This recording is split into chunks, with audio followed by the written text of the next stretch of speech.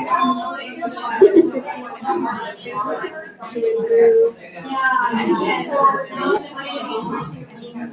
the whole point was we could just turn this.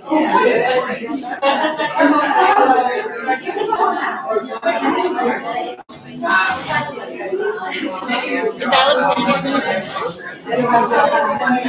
Not sure, but she can stand up for it. Maybe we can pull the chair in. If you get this chair, if it's better. Well, I wonder if I can just.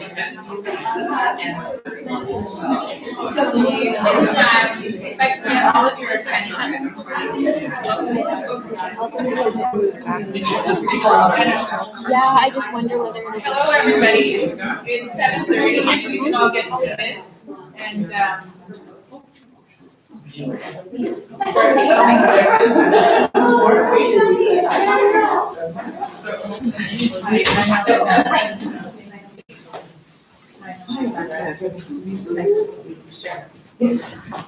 okay.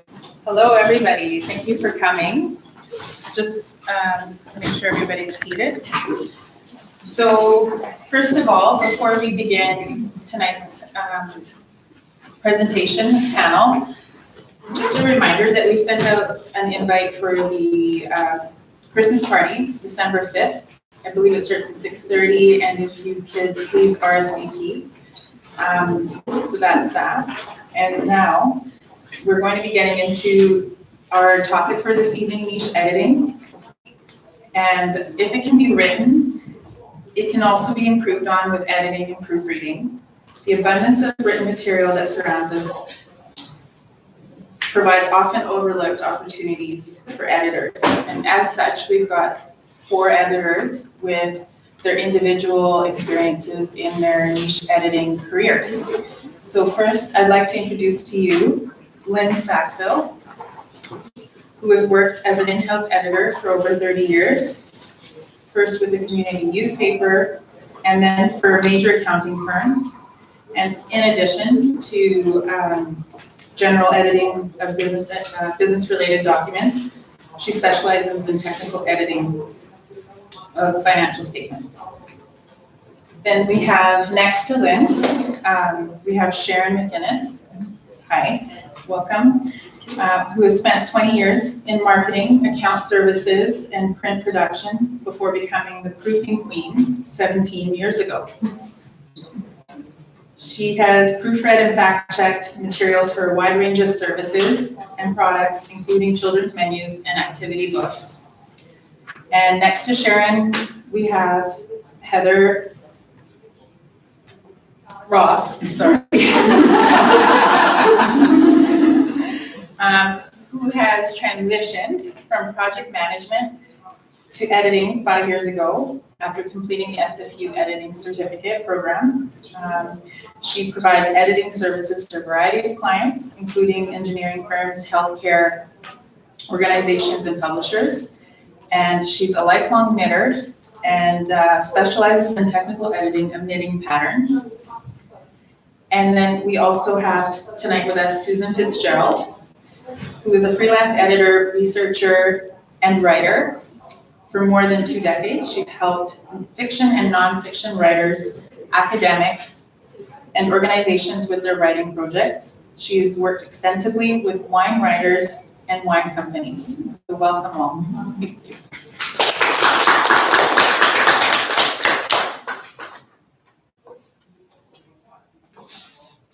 So to get the evening started, now that I've introduced each of the panelists, each panelist will provide a brief overview of their niche editing market. Starting with Hello, everyone. So one area that people might not think of sometimes for looking for editing work is with professional services firms, like accounting firms, law firms, banks, consulting firms. And really anywhere where people produce documents, there's opportunities for editors. So, for example, I edit and proofread financial statements. So just let me tell you what, I mean, I'm sure everybody has seen financial statements, but they're made up of the actual statements themselves, where you have the numbers with the columns. You know, your balance sheet, or is also known as statement of financial position. You have your income statement, which is a statement of earnings and loss, your cash flow statement, sometimes shareholders' equity statement, various statements. But then they have accompanying notes. So the notes can be anywhere from 1 page to sometimes 50 or 60 pages. The notes explain where the numbers came from. They talk about accounting policies that were used, the estimates that were made, all sorts of things to help people understand the financial statements. And say for big public companies, there's a lot of accounting regulations, but especially for big companies, public companies, there's a lot of accounting regulations, and so you get very long financial statements. So they require what people call proofreading, but it's actually quite a bit more than that. And I got into this quite a few years ago just through answering an ad in the newspaper. And previously I'd worked as an editorial assistant at a community newspaper, and that was where I had an opportunity to really learn copy editing, because you kind of do a little bit of everything. So my favorite part there was editing the letters to the editor.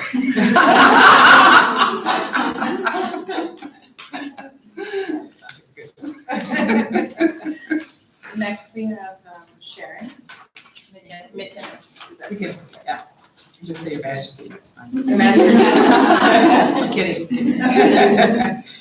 We were sort of asked to give a sort of high-level intro. And although I consider my overall niche to be the fact that I'm a proofreader and a fact checker, and very rarely am I doing any actual editing. If I am, it's moving one word or making very small changes. But I've been asked tonight to focus on the work that I do for a client of mine called KidSmart. And they produce children's workbooks, menus, activity things that you take you go to Boston Pizza and your kids do something with a placemat. It might be something that I've proofread. And also they do work for sports teams like the Toronto Blue Jays and BC Lions. And what we do and what I do when I'm working with these materials is that I'm proofreading, I'm fact checking, I'm reviewing materials for consistency, essentially doing same work I would do if it was in a report, corporate materials. I get to do a few other things, I'll tell you that in a few minutes. And how I got into this was a production manager who had worked with me when she was in an ad agency many years ago. Very kindly kept my contact information, and when she moved to KidSmart, which is based in Sechelt, they decided they were looking for a proofreader, and she called me up. I actually went over to the island. It was great to Sechelt to meet everybody. They made me do a proofreading test. I passed, I guess. And so I've been working for them for about, I think 5 years now. Send me materials. Pretty much every month I get at least one or two things, sometimes small, sometimes large. That's my overview.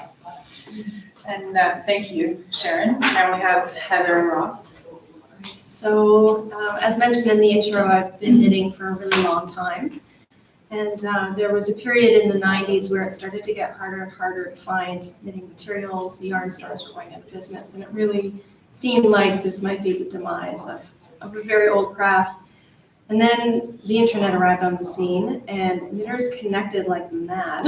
There were many knitting blogs in the early days, and people connected. And in 2007, 2008, there was a new website was launched called Ravelry, which is a wonderful meeting place for knitters. That is, a resource for patterns and connecting and recording your own projects. And it also provides a platform for people to sell their patterns.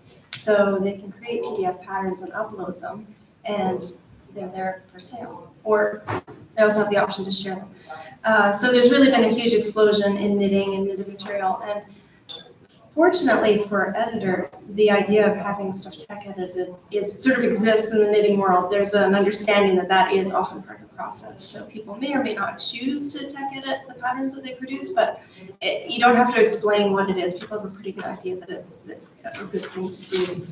So that's, when I started editing, like doing the SFU program, I was still knitting, and it was really an opportunity to sort of bring those two things together. So I started at that point, and it's grown since then. Thank you, Heather. And then we have Susan Fitzgerald. Okay.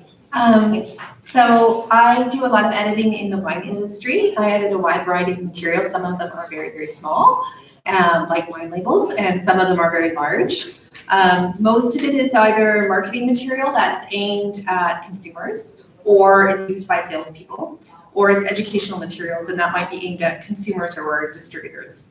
So I do things like wine labels, mission and vision statements for different brands and wineries, technical sheets, which are for each wine it's produced that has the technical information about wine and usually winemakers' descriptions, newsletters, event listings, advertorials, catalogs, website copy, blog posts, booklets, brochures, and I also develop house style guides for wineries. And I got, my first wine client was actually my first business client. I had done all academic editing before that. I was living in Sonoma County, which is wine country in California. And I got my first client from another member of a mom's group on a playground. She had been freelancing for a company that owned 13 wineries, and she didn't want to work for them anymore because they sent her little tiny jobs, and she would invoice for each one, and she didn't really like doing this. And so she passed on my name to them, and I've been working with the main contact there. I've been working with her for 18 years. Wow. Yeah, so. Thank you. So now that we've met all four of our panelists, we have a few questions here that I'm going to pose, and of course we'll have a question and answer period at the end of the panel presentation. However, I believe the panelists are open to questions throughout. If you have something that comes up, please put your hand up and we'll try and get to you. So just to start things off, as editors, we're often the intermediary between the author and the audience. So who is the author of your niche material and who is the audience? So I'd like to start with Sharon. Okay. The authors of the materials that I look at are usually the KidSmart team, because they've been working with some of these clients for many years, but often it's also the client.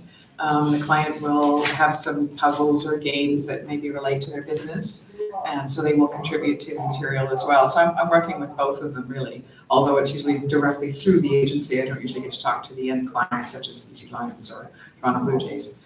My audience is children of all ages and their parents, because a couple of the pieces have like a little list of trivia questions, and one set is for children and the other set is for adults. And sometimes the trivia questions for adults are pretty challenging. I don't set the questions, but I do check them.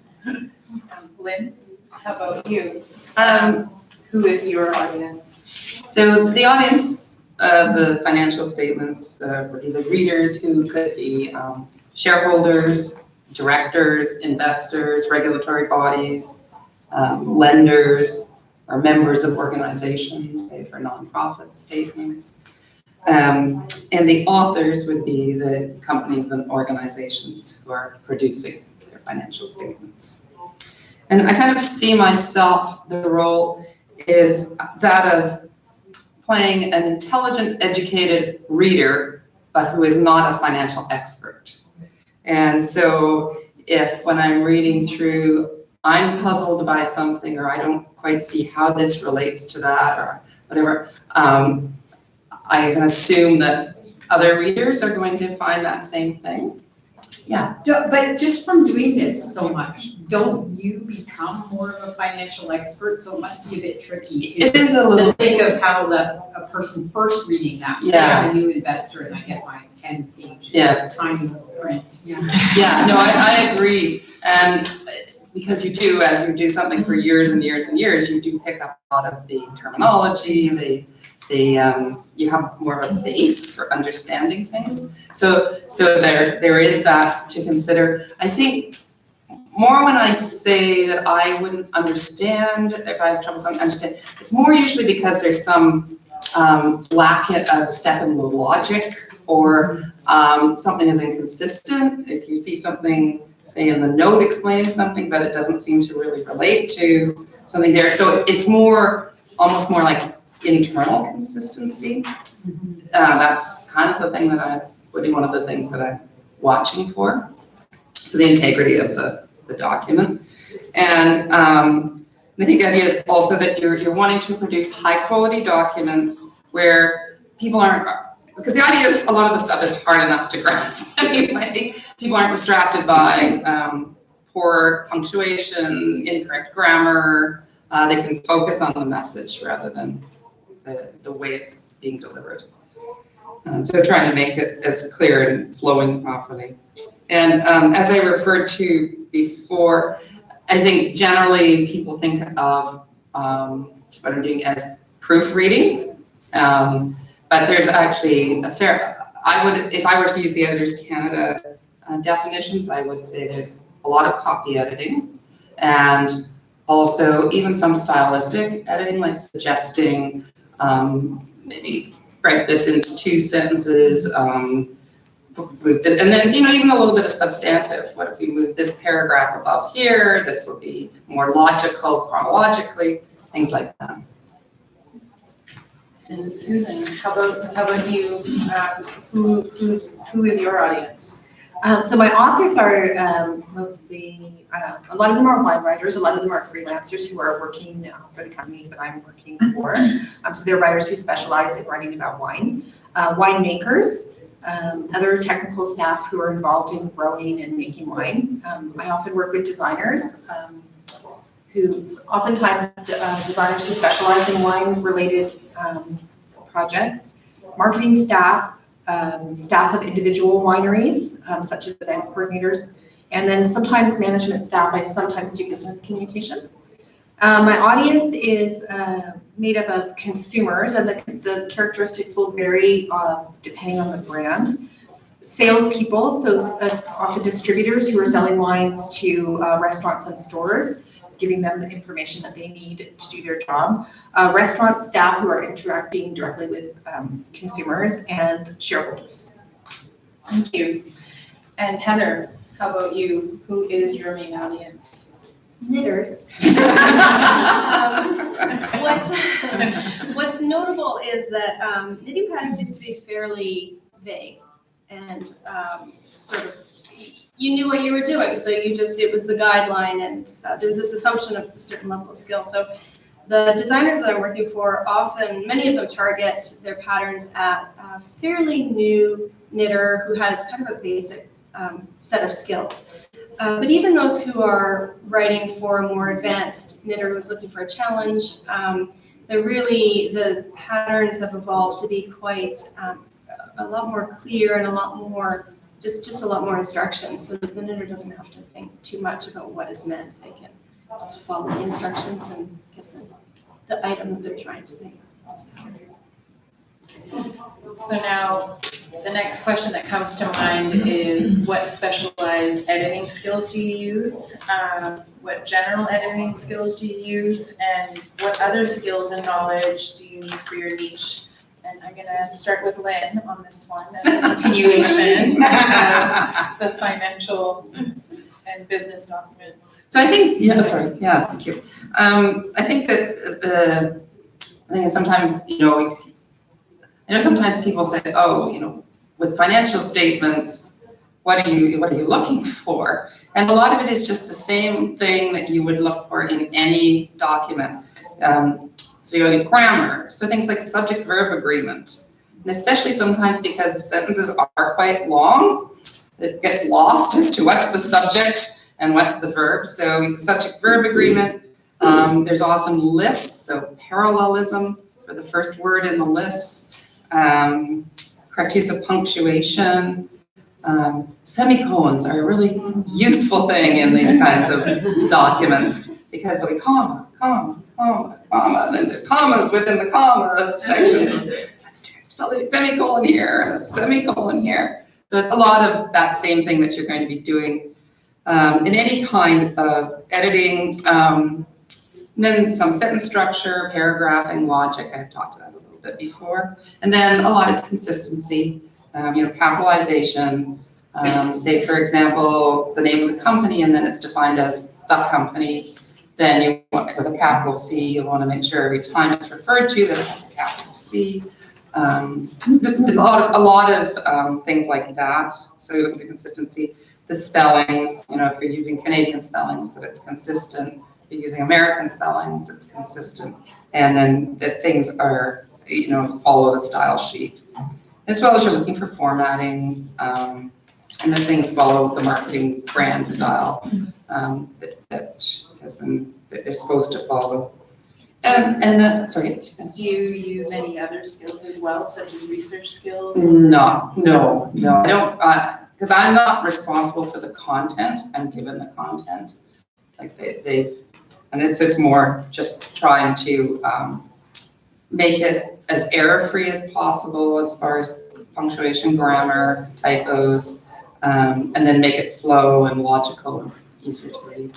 What about the statements themselves? Do they have a separate person within their company, the financial person that checks all the numbers? Oh yeah, the numbers are. You could have typos in numbers Yes, too. yeah. So yes, they do, and plus there's a lot of checks because of cross-referencing. So, for example, a balance sheet, your assets have to equal your liabilities and shareholders' equity. So if those are not the same number, that And some you're not numbers wrong. responsible for checking that? No, when I was going to to talk about the more specific things, yes. So just checking cross-referencing. So basic things, like if it's earnings on the statement of earnings equals the earnings on the cash flow statement, just so it's a double check on that. Note referencing, say some, there's a property, plant, equipment note, and it says it's note 8. You go to note 8, you see, is it that note? Does the number there agree to the number there? So you're working with numbers, and so you have to be comfortable with numbers. I know some people are not that comfortable with numbers. You might have to do simple calculations. And you have to learn where the cross-referencing is, like how the statements relate to each other. So that's the more specialized knowledge that, I didn't go in with an accounting background, so I was taught what I needed to check, and then as you pointed out, you pick up a lot as you go along and do it. So you for came many in years. with transferable skills Exactly. and then Yeah. cultivated the fine detail. That's correct. Interesting. And Susan, how about you? Which general editing skills do you use, and specialized editing skills or other skills and knowledge that contribute to you doing your job? Okay, so I do whatever level of editing is needed. I will get an email that says, please proofread this, and what it really means is please fix this. So I do everything from, depending on the project, sometimes developmental editing, all the way down to proofreading, depending on who it's for and what they need. The skills the general kind of editing skills that are really important for me are really kind of the less technical ones. I do all the technical stuff, but I need to be able to match the tone and the style up to the brand and the target consumers. Did you have a question? Okay. So within one parent company, there may be a brand that's aimed at wine lovers, the kind of people who have wine cellars. And then they have another brand that is aimed at 20-somethings going for a drink after work. And I have to adjust my editing based on those within the general house style. I have to also adjust my editing. I have to balance the needs of the company with the personalities of the writers. There's a lot of strong personalities in this field, especially when the writers are winemakers. Some of them are very, very protective of their words, and some really just say, do whatever you want to do. So I have to be really careful in some cases. So I have to use a lot of diplomacy, especially with people who are sensitive about their writing, only changing what really needs to be changed and explaining what I'm doing so that they don't feel threatened by it. So I also do fact checking, do style guide development. Sometimes I will do writing or rewriting. And then I'm also a linguist, so I will do pronunciation guides that are used mostly by distributors and salespeople. I had one company realizing that distributors were not promoting the wines that they couldn't pronounce the names of. Because they felt really inhibited about it. So that's where I can use my linguistics training to produce pronunciation guides for them. That's very interesting. Yeah. I have a question. Do you ever do product work? I mean, sampling? No. Special skill. When I lived in the States, a lot of companies would send me wine at Christmas, but now that I'm in Canada, they can't do that. And I actually don't drink much wine at all. I knew nothing about wine. Wow. That's cool. So you don't have to be a wine expert. It's the same kind of thing Yeah, with you. yeah, The materials mostly are aimed at people who may not have the technical information. So you want to make sure that they will be able to understand it. Yeah. And Heather, how about you? What special skills do you use, editing skills, and what general editing skills do you use, and of course, any other skills and knowledge that contribute to you doing your job? So I do copy editing and proofreading. And the bulk of patterns I need to tech edit. So it's really checking all the instructions to make sure that they're complete and clear, and all the information is there, that all the materials needed are listed, and then that those materials are referenced in the actual instructions. And then that technical aspect includes a lot of math, especially if it's a garment and there are multiple sizes. So there can be a lot of number crunching and a lot of time in Excel. And it's, as a knitter, I'm able to, most of the time, picture what's being instructed. So I have a fair amount of experience with both sewing and knitting, so very familiar with different knitting techniques, and then the sewing really helps in terms of how things are put together, because there's really only so many ways that you can do that to dress the human body. That there is sort of a scope there. I did do a big course last year on grading, so understanding how sizing works between sizes, and it's a fairly intensive course, and yet it only scratched the surface of that, because really everyone is unique. And the tricky thing is that it's not a linear growth, so it's very parametric. So not everything increases in size at the same rate as you move between sizes. So it's an interesting topic. Yeah. So you did a course and you taught that course? You took it? I took that course. I took it with a woman who's in Seattle, and she has a fashion background and did sewing garment grading for years, and then moved into knitting design. So she came to the table with 30 plus years of that grading practice and understanding how things fit. And we talked a fair amount in the class about poor fit that we see, although we don't notice because everybody goes to the store and buys clothes off the rack. But those things that you often see that don't quite fit, and why that is, and what would need to be tweaked, and that doesn't happen these days because everything is mass manufactured. So we've moved from that custom people sewing at home or having their clothes made to this big manufacturing that just, it's lots of knits.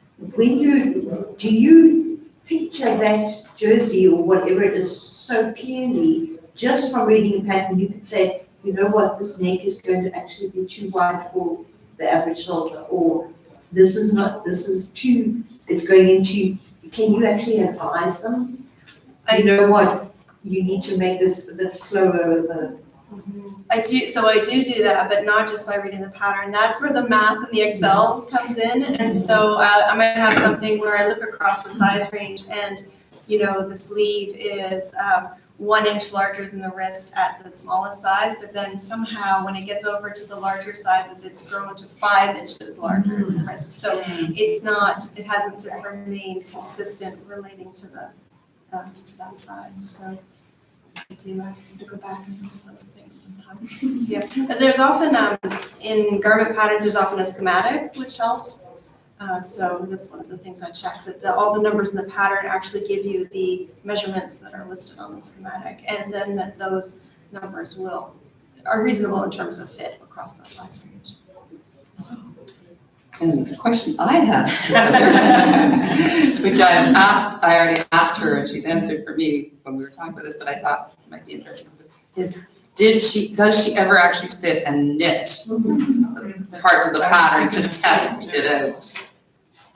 Well, occasionally I will pick up the needles and try some small thing. There was a buttonhole in a pattern that I was trying to sort out recently, and it just didn't work for me. So I needed to pick up the needles and try that.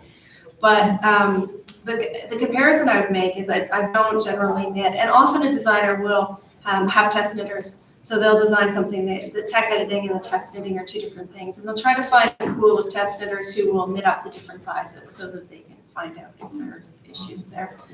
But in terms of knitting it versus just reading it, I worked in engineering companies, and they produce engineering drawings, and those things don't get made to be reviewed, right? They take those drawings and somebody reviews them and makes sure that, slot A and, where it goes, that all of those parts fit together.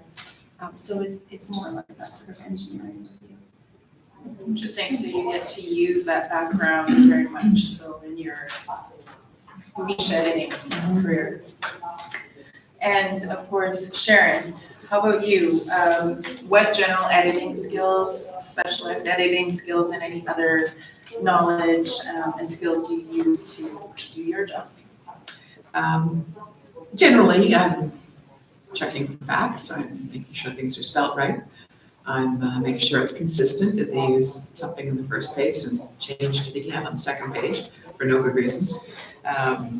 My specialized skills involve things like looking up the trivia answers, so there would be some of the research. The client actually sent out some material once, and apparently it was wrong. This is not one of the ones I got to see. And they went, could we get your proofreader to check all the trivia answers, which I was starting to do anyway. So that's very much a research thing. And it's, looking things up on the internet. Yes, I look at Wikipedia. No, I don't trust it. We all know that. And sometimes, you end up going down a rabbit hole. Because I'm trying to find something that would, interest kids, or from the perspective of kids, and where the writer has gotten this trivia question from and the answer from, I really don't know. So I'll go down my own path and try and find a source that I can trust. And that must be So, fun. yeah, it is. It's children's topics. It's always fun. My other specialized skills are, I follow the mazes, I take the trivia challenges, I count the number of trains hiding in the background, I solve puzzles, and I do all the word searches. So, I play with it. However, it's not always just fun, because when I'm finished the word search, I then have to take a whole new look at it, and I have to search for any bad words that got put in there inadvertently, because they've got the words and then they're sticking other letters around it. And so we don't want someone sitting at their pizza, having pizza, and the little kid going, "Hey, this is Bob!" Something as simple as that. It's pretty easy now that people at Kickstarter are very good at building word search. So I very rarely find anything. If I do, I'll find things something like, I'll find the word duh, D-U-H, and I'll say, do you want to leave that in there? It wasn't part of the word search, it seems a bit odd. Better to have something that isn't a word, it's just a collection of letters if I can. But of course, the word search is sideways, backwards, up, down, and diagonal. So sometimes my eyes are spinning by the time I've A, done the puzzle, and B, checked for all the bad words. My other very important skill is being able to ignore the overabundance of exclamation marks. Really like one client in particular really likes exclamation marks, and then they don't know how to punctuate the sentences because there's so many punctuations, there's so many exclamation marks, and so commas get thrown in there. It's like, I think that needs a comma. So that's always one of my favorite projects. And then the other thing, I have a special tool with me. That is my very special skill, and that's using my 3D Boston Pizza glasses to proofread my 3D materials. And if you think that doesn't give you a headache, luckily they stopped after the first 2 editions of 3D. I was like, thank you. And I have samples of them up here if you want to take a look at the 3D materials there. Those are my special skills. I like the idea of having fun when we work. Who else editors? We have a question.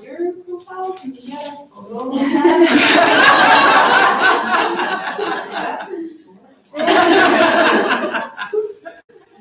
Well, fun as part of your work, I think, is something to look forward to in every job. So it's nice to hear Absolutely. a description of a fun editing job. Yeah. Do you have any responsibility for sort of saying this doesn't seem appropriate for the age group that this would be targeted at? If I saw something, I would say it, but I haven't run into it yet in 5 years, and because the writers at KidSmart are very comfortable, they know what category they're working with children, and they won't get, they're definitely appropriate. Once or twice I've kind of queried something and said, is this right? But I haven't actually found anything that's inappropriate, but I would, if I saw it, I would comment. Any questions? Children, where's the balance between trying to improve their vocabulary and it being simple enough for all age groups? That's not really the area that I'm involved in, because it's really up to the client. But interestingly enough, Pizza Hut in the United States has done a program called the Book It program, and it's all about encouraging reading, which would encourage vocabulary, of course. The challenging working with those materials, and they've pushed them aside for the moment, so I'm not working on them now. But the author had provided material, including copyrighted drawings and wording and everything, and wouldn't let me make any corrections. So it was sort of like, why are you sending this to me? But the Book It program is great. There's one called Flora and Ulysses. I don't know if any of you have kids, or Ulysses is a squirrel. And anyways, it's a really cute little one. And that one, again, is part of the Book It program and really encourages writing. But aside from that, I don't have much involvement in terms of that balance of fun games versus actually learning something. I think I saw a hand go up in the back there, or maybe I misread that. Did anybody have a question? So to continue then with Sharon, our next question.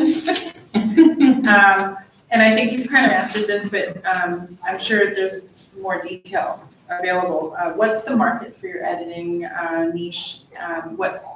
Is there much demand? And who do you specifically market yourself to? It's funny, this is actually probably my shortest answer, so it's not that interesting. The children's editing is a very, very small part of my business. Essentially what I do is make sure that I'm available for referrals. If KidSmart finds one of their clients and they want me to work on it directly, but I don't go looking for editing children's materials or proofreading children's materials. However, I've built a big base over the last 17 years, and luckily I've got lots of people that stay in touch with me for many years. Nice. So that's how we get working. Word of mouth. We're very much referrals. I would say 80% of my business is referral based. Okay. And Susan, how about you? What's the market for editing in your niche? Is there much demand, and how do you market yourself to that market?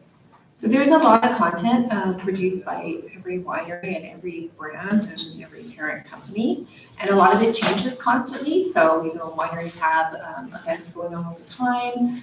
Of course, every year there's new wines, which means new technical sheets, new labels, new sorts of things.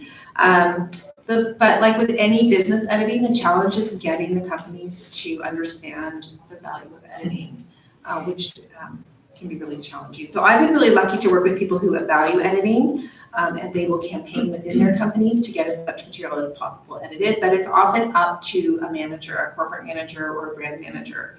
So for example, when I started with this company that owned 13 wineries, I edited everything from labels to shareholders' materials and catalogs for their wine clubs, but then they were bought out by one of the biggest liquor companies in the world.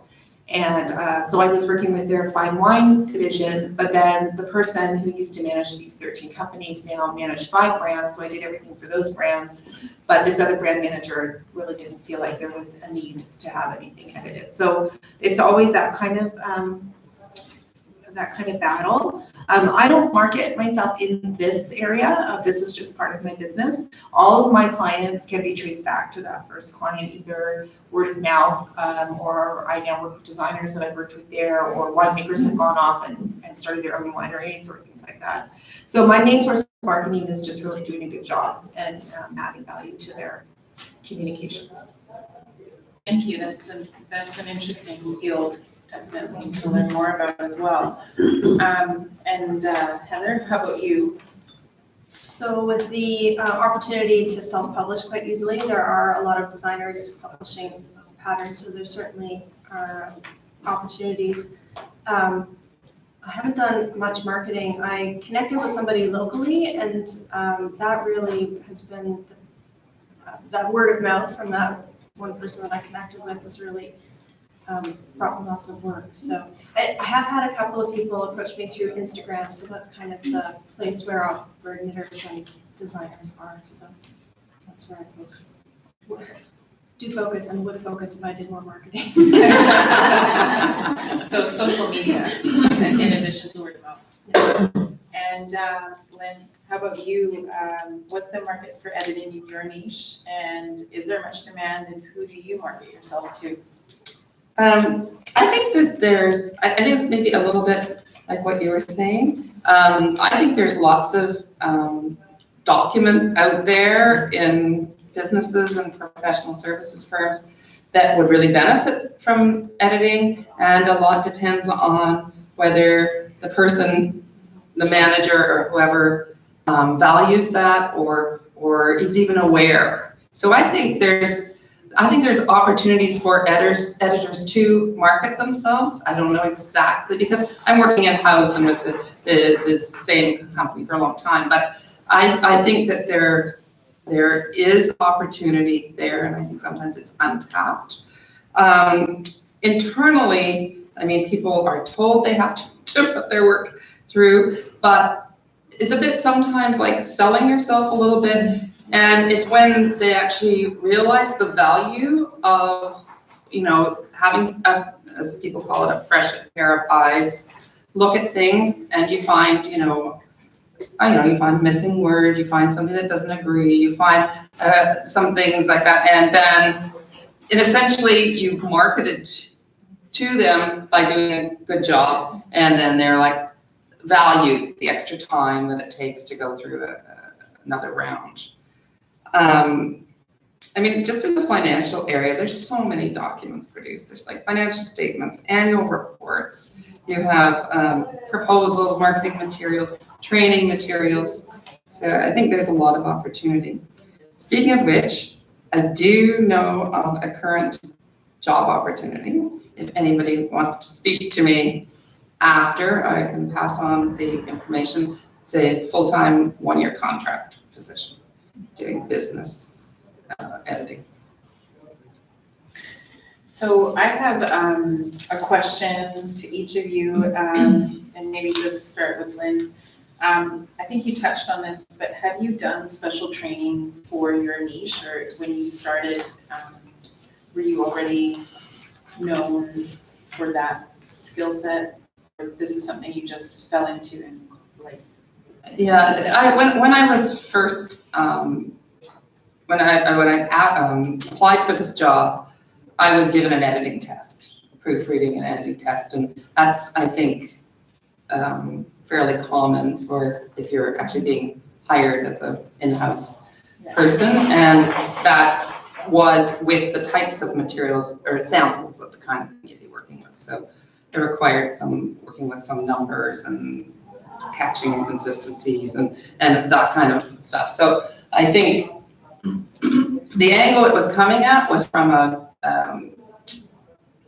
grammar or an editing perspective, as opposed to trying to find a financial person who could edit. They were looking for an editor who had, and I think this is fairly common when in this kind of technical editing field, you want somebody with strong editing skills who can then take the information from the subject matter experts and work with it. So you're not expected to be a subject matter expert in that kind of thing.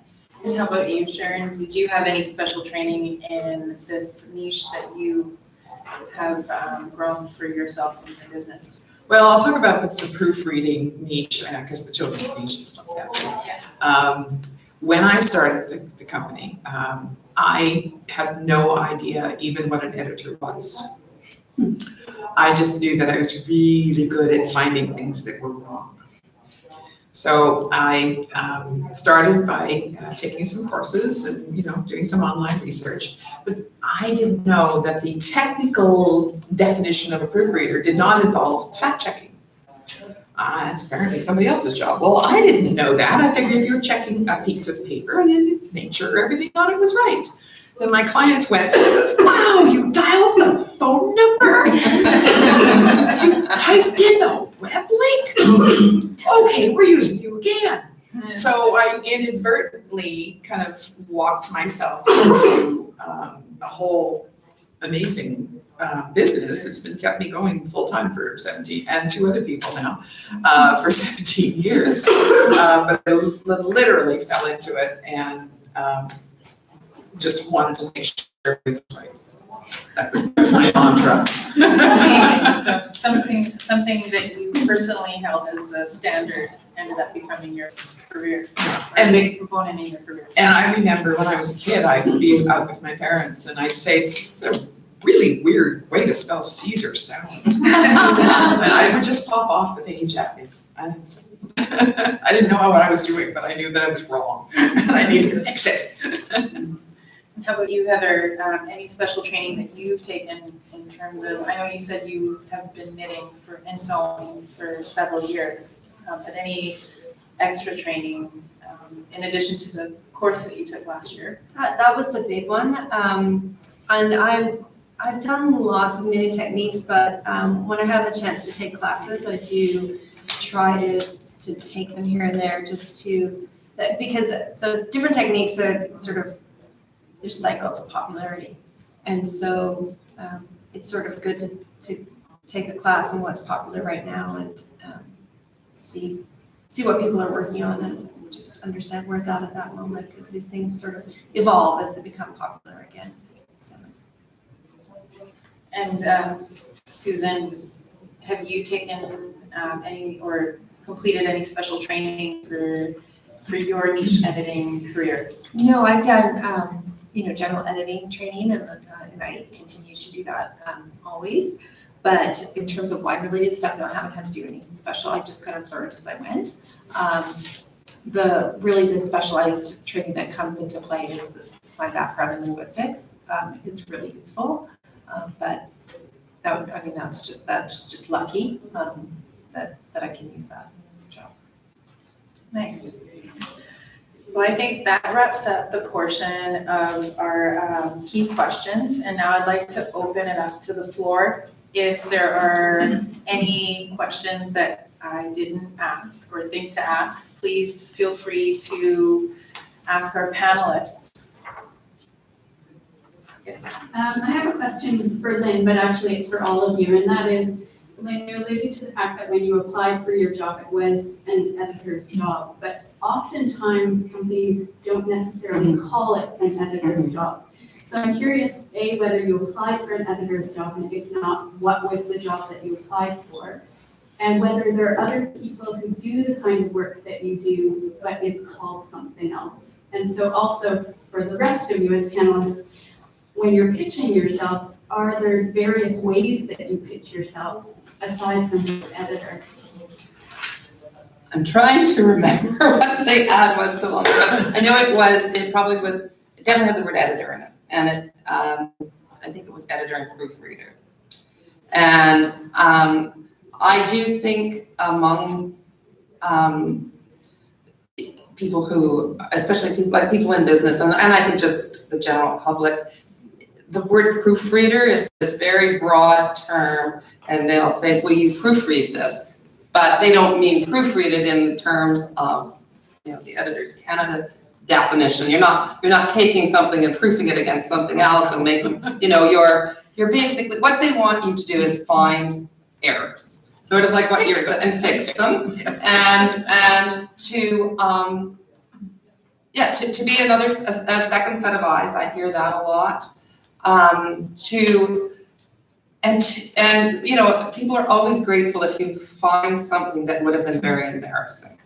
A very glaring error, or a sentence that kind of ended in midstream, or just things like that. So I think in a lot of places, admin assistants end up doing a lot of what would be called proofreading, basically checking for errors. So I think if I were to kind of market myself towards that, I would probably, though I wouldn't necessarily want to use the term proofreader, because that's a term that's understood. And then maybe expand a little bit on that, proofreader and editor or something like that. But I'd probably use the word proofreader in there. I'm pretty sure the ad I answered had the word proofreader in it too.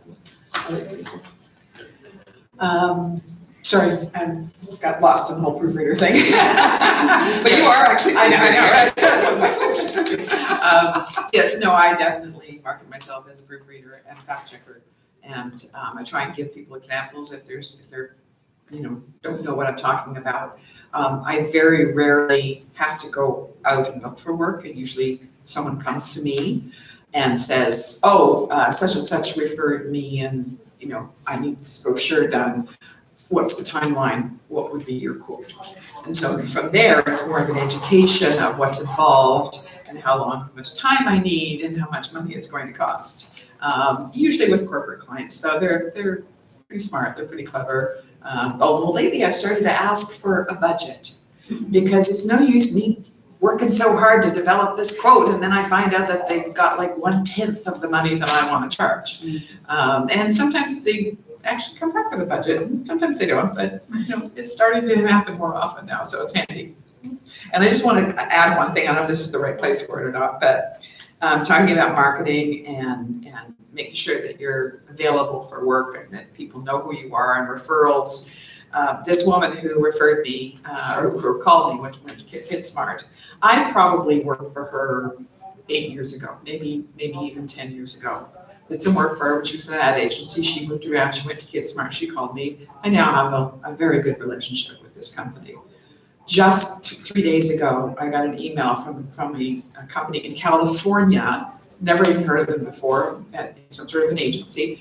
They said, the SVP who works on one of the projects says he knows you, and he said you're a really good proofreader. I had to look back at my files. I proofread his resume for him for free in 2009. He used to work with IntraWest, and of course IntraWest disappeared. My point is, because I've just gotten 2 very nice large brochures about Costa Rica, which of course I'm just drooling over, and I think I'm going to get a lot more work from them. My point is, hang on to those contacts. Be good to everyone you meet, because you just never know if 9 years down the road that might become a very lucrative client. Do you get to go to Costa Rica? I'm hoping that's on the list. And talk about embarrassing, the map in the brochure they sent me yesterday had Colombia, U-M-B-I-A, not Colombia, and Ecuador with a Q. I had to look twice at that one. I thought they were just teasing me. I see the question back there. I'm wondering if that potentially the good client might end up costing you more than you get because of the flight. I do Possibly. have a real question for Heather, and I think it's primarily for Heather, but open to anyone. I was thinking of adding a niche component to my own offerings and was thinking of doing it as a package. So I offer this service and you could get a package that includes developmental plus, developmental editing plus a bit of structural, and then I'll proof the final thing or something like that. And I was wondering, do you ever market saying, I'll do the pattern from beginning to end and it'll cost, the general cost is blah, blah, blah? Or do you usually say, send me your thing and I'll give you a quote? Or what are the thoughts on how you might offer different kinds of services? Okay, so what I offer as a typical is a full pattern edit from top to bottom, and then and whatever components that includes, so if it's got a chart or a schematic as part of it. I also tack on a second part to the quote that is the proofread, so the optional return to me once they've incorporated. And then I do list some other services, although people aren't always aware that I offer them. So if someone has written instructions that could also be charted, they may ask me to do the chart, or I may just simply ask them, have you considered charting this? And, that is something that I do. But that's usually like a per hour thing, like somebody sends you something and you say, hey, this will take me 12 hours to do. Yeah, it is. So there was sort of this, there is a bit of discussion in the tech editing world around knitting about how long it takes to do things. And there was sort of this idea that a sweater was an hour and a shawl was 45 minutes and an accessory was half an hour. And that makes no sense at all because they can be very different. They can be very simple and they can be very complex. And so initially I worked to figure out, well, how do I quote these things because they're really different. And I tracked the time that took me and came up with a per hour based on the word count. So even though the instructions are a bunch of abbreviations and numbers, et cetera, if I open it in Word and see what the word count is, that is enough for me to then know what it is on an hourly basis. Now I do consider whether I want to offer a package. I guess the challenge is that there is this idea that the sweater is an hour. And so I don't know how to structure a package because they can really be quite different. And that, two patterns can come in for the same type of thing, sort of same level of complexity, and one designer will decide to use many, many words. It can be really long. And then it's, that many more words. And so when I fall back to my words per hour, I can sort of figure out where they are. I had one that came in recently that was many, many words. And I actually sent it back to the designer and said, I would suggest that, based on the way that I quote, this is going to be very expensive, or you could do this, that, and the other thing to cut down the words. And she said, that's great, I'll do that. Save your money. So, any? Again, it's maybe because your field is so different. If this is crossing into an uncomfortable area, please just say so. I'm curious, you're one of the few where it's not a corporate or a company with big budgets who's paying you. You're being paid, I thought you were being paid by the publishers of patterns in their publication, online publication or whatever. But you're actually paid by the individual person who's written this pattern. Kind of how much do they get for a pattern that they can afford? Well, so that's sort of interesting. Here's the challenge. Yeah, so here's the challenge. I actually don't think it makes that much difference whether it's a publisher hiring or an individual. The rates are quite low. So in terms of editing, this is, I was actually reflecting on tech editing and knitting this weekend and feeling a bit ambivalent. And I think what I realized was it really is, I like lots of variety, and so that's why I continue to edit other materials. But also, the knitting is really at the bottom of the scale of pay. And so, it is easy for designers to self-publish right now, but the result is that there's a lot of competition, and it is becoming increasingly difficult for designers to make money with their patterns unless they are breakout stars. So it's kind of becoming a system where you are a superstar, something, you publish something that goes viral, and then you really get a lot of eyeballs on your work, and you can ride that wave for a while. I was thinking it sounds very much like independent publishing of novels, where I've been asked to do that often by authors, and had some hilarious situations, but almost none of them are prepared to pay. It's not even for one chapter that the child would take. And I had one very charming young lady who wasn't quite 20, who didn't realize that first person speech exists. She put it in italics, and she thought, I don't know what school she went to, but she thought that you put conversations in italics and that would be sufficient. So I was trying to explain to her about inverted commas, and I actually just decided you can't go that far. She genuinely did not know that You did the whole inverted commas. Wow. So I'm thinking if you have that with conceptually with patterns where someone is actually quite a beginner knitter and has got all excited and you get very incorrect stuff and, one size only and how you handle it.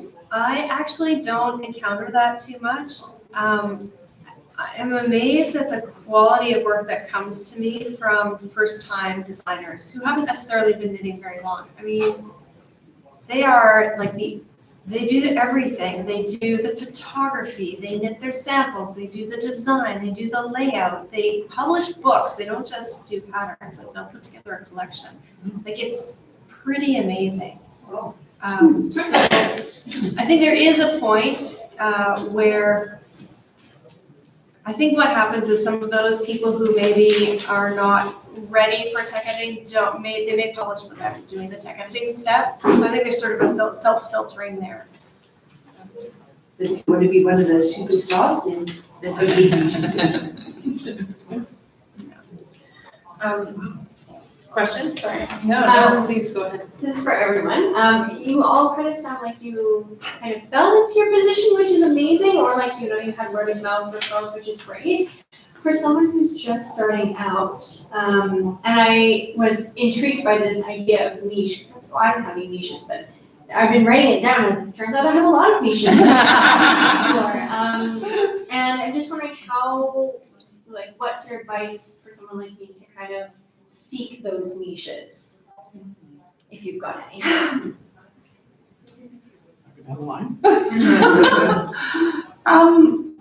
Well, I think maybe when you're starting out,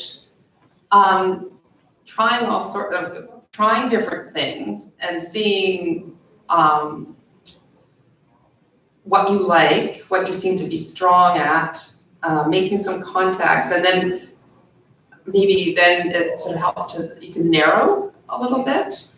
I think it's good to get a good base of experience because all of these things, I think when we talked about the general skills, it's a lot of the same strong general editing skills that you need. So I guess I would say just try as much of anything as you can, get a good base, see what you like, and then maybe specialize in an area that really seems to be has a market that you like and that is exciting for you. Thank you. I'd say focus on some of the areas that you know now in terms of the people.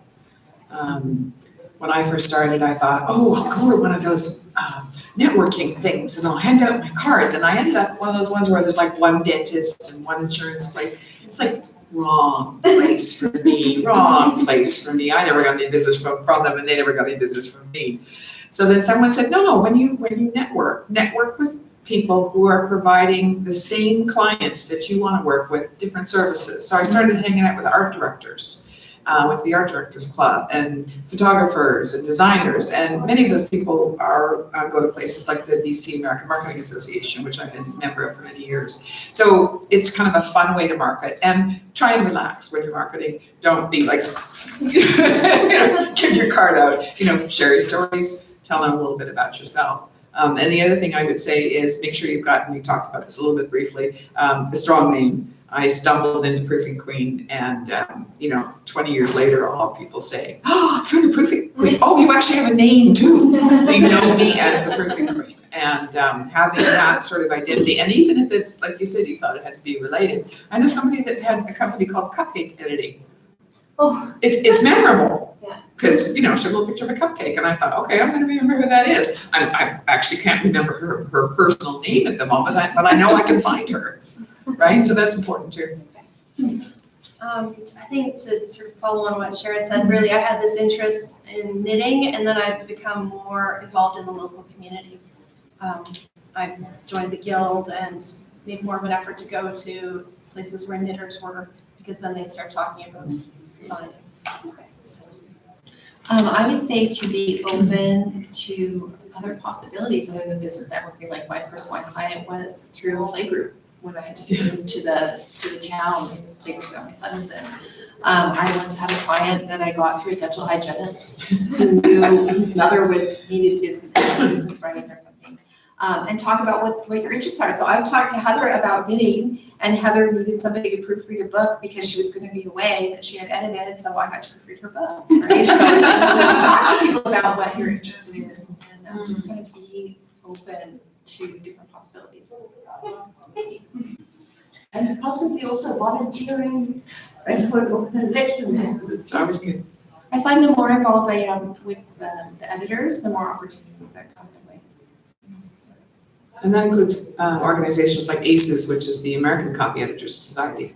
I go to their conference every year, and it's very cool, and it's a good way to get to know people. I can't actually put my finger on any work that I've gotten, but I've probably gotten a ton of knowledge that I did not have to pay for in terms of, going to seminars at the annual conference.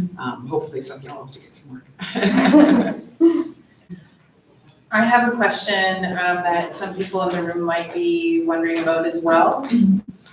And this is a question, like, not to share the proprietary information, but just a general sense of compensation and how to go about structuring that for your business as a proofreader or editor in your niche. So what kind of things do you think about? Heather, you mentioned you charge per word.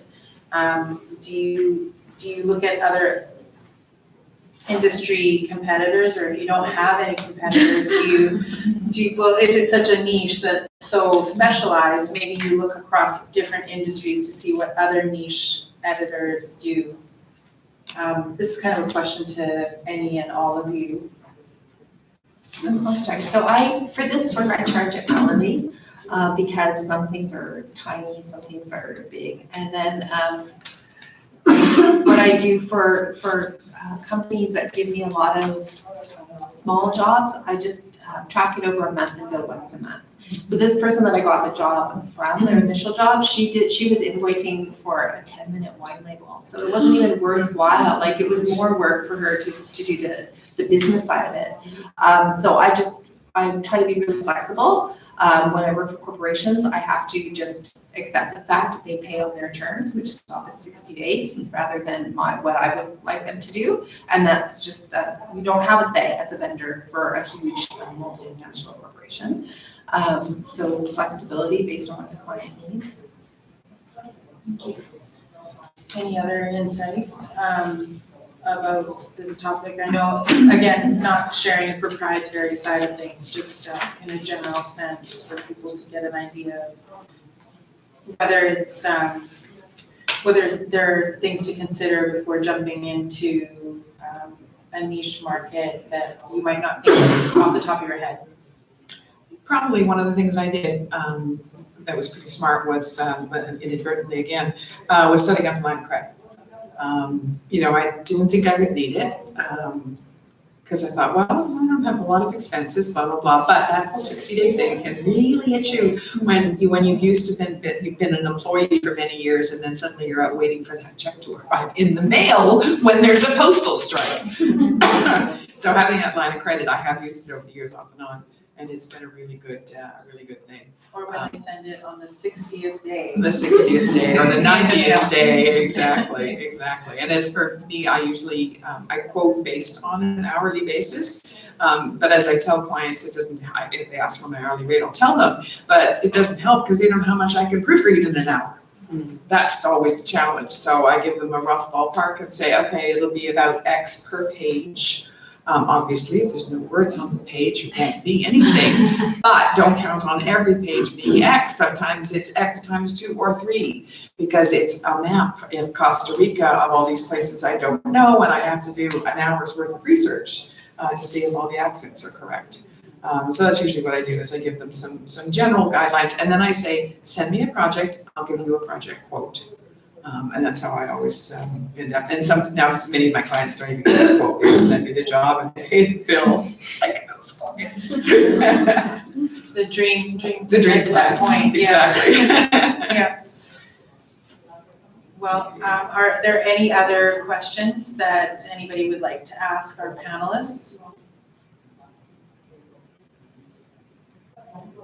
Actually, just was gonna follow up on what Lucy had asked with Heather and Susan. I don't think we quite got that far down, and it was, have you seen other job descriptions or job titles given to the work that you do? So not so much in knitting, but what it did make me think of was, there is a sewing pattern community also publishing independently. They don't know about tech editing and they don't know why they would do that. And they talk about, well, I had my friend look it over. And so that's an area that also interests me, but I need to figure out what the words are to sort of get in, break through. And maybe it's proofreading. Most of the people, well, the first person that I worked with in this industry, she had done some editing herself, so she knew what she wanted. But even still, she tends to call it proofreading, and that's mostly what people call it, that I'm their proofreader. Just because they don't really understand the difference. Yeah. So. And Heather, for knitting, you said earlier that the community seems familiar with the whole editing attitude. And do they call it tech editing, or? That's the language that's used, yeah. And so most people have heard of it, although there certainly are people who don't understand what that entails. Right. And it can mean different things depending on the tech editor that you're working with. Not everybody offers sort of the full suite of things. Thanks. Okay, well, if there are no other questions, I'll just give it one more second here. Could I ask the audience a question? Please. I just wonder if anybody considers that they edit in certain niches, or part of their editing is specific to niches, and if anybody wants to share those. Okay. We'll start with this side of the room. I edit specifically science fiction and fantasy. I work a lot with first-time authors and series authors. So the books end up being, on average, around 120, 130,000 words. But then on the flip side, I also work with anthology curation. So I also work with short stories often. I don't really have a middle ground between under 10,000 words and over 100,000 words. Don't really deal with the in between, but yeah, two sides. And I believe I saw a hand go up at the back of the room there. I edit a lot of research grant proposals for academics who need funding to fund their research. But I also edit a lot of statements of teaching philosophy, again, for academics who have no idea how to talk about what they do in class. And I see another hand over there, and then we'll come over here. And for the last year or so, I've been editing a lot of romance novels. And that's through one of the main big publishing houses. So when those questions about niche were going around, I see that as very niche. And there's a bit of a trade-off because it's a big publishing house, but they pay very low wages. But the trade-off is they always have big turnaround happening. So you're one editor on a big list of editors, so there's always stuff available, and there's no problem if you refuse it. And it also means that their wage that they pay is always set. And it also means there's the trade-off of, their name associated with your work and working for peanuts, essentially. My other niche has to do with the previous life I had before being an editor, and that's international development, which is that funny thing where a little bit when people were talking with you, Lynn, about that balance of where you come at it not knowing anything about it, whereas I have a really big base of knowledge, which can be a good thing because you understand what people are getting at, so you don't necessarily, depending on, of course, who their target audience is. And a lot of the time, for those kinds of things, it's reports, it's proposals, it's funding applications, so who they're talking to are the people who are used to the language, so it helps to know all the acronyms and everything else. And I believe we had one more here. For many, many years, I worked in food and wine also, and also art gallery. Oh, cool. And I believe we have yet. I do a lot of medical writing and editing, and that comes from having a background as a physician. And after that, I took this professional communication and editing courses, and I also did a science writing course online from Stanford University. So that kind of helps me market my skills. I write for advisory board meetings, and there's a new drug to be launched. Pharma companies want the notes of that advisory board meeting. Pharma companies want a whole clinical study report and phase 1 trials, phase 2, phase 3 trials. So your background knowledge contributes quite a bit to your specialized skills. Yeah, and it helps me give that nuance to the whole writing that, this is what they mean, physicians, and kind of gives me a little bit of power over that I can defend what I'm doing. I should just add that I guess my niche as well is marketing and communications firms, because that's where I worked in for many years. And I think probably the advantage there is that I know what it's like on their side of the desk. And so it's no use me wanting to do a complete full proofread that's going to take several days, because I know they want to send it to the printer tomorrow. So I know what to change and what to say, this really needs to be changed, what to leave alone and what to leave in their court. What And that really printer can helps. change And at the what- last minute. Yeah, exactly. But they can't without charging an arm and a leg. Yeah, exactly, yeah. Yeah. So knowing your customer or knowing who you're talking to really helps, I think, because you know what it's like on their desk. So if that is all the questions from the audience for today, I would like to take this opportunity to thank all of our panelists, Lynn, Sharon, Heather, and Susan. Thank you so much for spending time with us tonight and talking about your editing background, your niche marketing and market editing, sorry. And we really enjoyed the evening talking to you all about your careers in niche editing. Thank you.